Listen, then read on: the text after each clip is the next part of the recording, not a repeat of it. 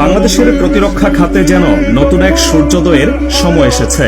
দীর্ঘদিন পর এবার এমন একটি প্রকল্প বাস্তবায়নের পথে হাঁটছে বাংলাদেশ সেনাবাহিনী, যা শুধু বাংলাদেশের অভ্যন্তরীণ নিরাপত্তা কাঠামোকেই দৃঢ় করবে না, বরং পুরো দক্ষিণ এশিয়ায় বাংলাদেশের সামরিক অবস্থানকে এক ধাক্কায় অন্য এক উচ্চতায় পৌঁছে দেবে।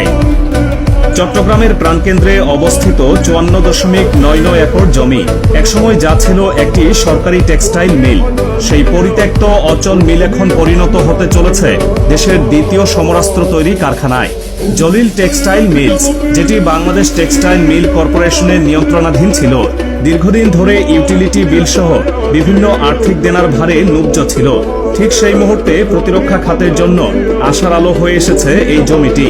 প্রতীকী মূল্যে এই সম্পদ এখন চলে যাচ্ছে বাংলাদেশ সেনাবাহিনীর হাতে, আর এই হাত বদলের ফলেই শুরু হচ্ছে এমন এক সমরাস্ত্র নির্মাণের পথ চলা, যা পূর্বের চেয়ে আরও ভয়ঙ্কর, আরও আধুনিক, আরও উচ্চমাত্রার প্রযুক্তি নির্ভর।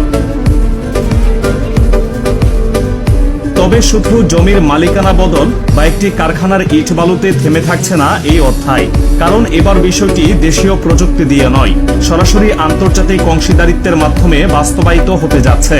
এবং এই অংশীদারিত্বের নাম তুরস্কের রেডকন। ইস্তাম্বুল ভিত্তিক এই প্রতিরক্ষা প্রতিষ্ঠানটির নাম এখন বিশ্বের বহু দেশের সেনাবাহিনীর কাছে অত্যন্ত পরিচিত, কারণ তারা যুক্তরাষ্ট্র, পাকিস্তান সহ বহু রাষ্ট্রে আধুনিক আর্টিলারি শেল তৈরির স্থাপনা গড়ে তুলেছে। এবং এবার সেই একই প্রযুক্তি আসছে বাংলাদেশের মাটিতে।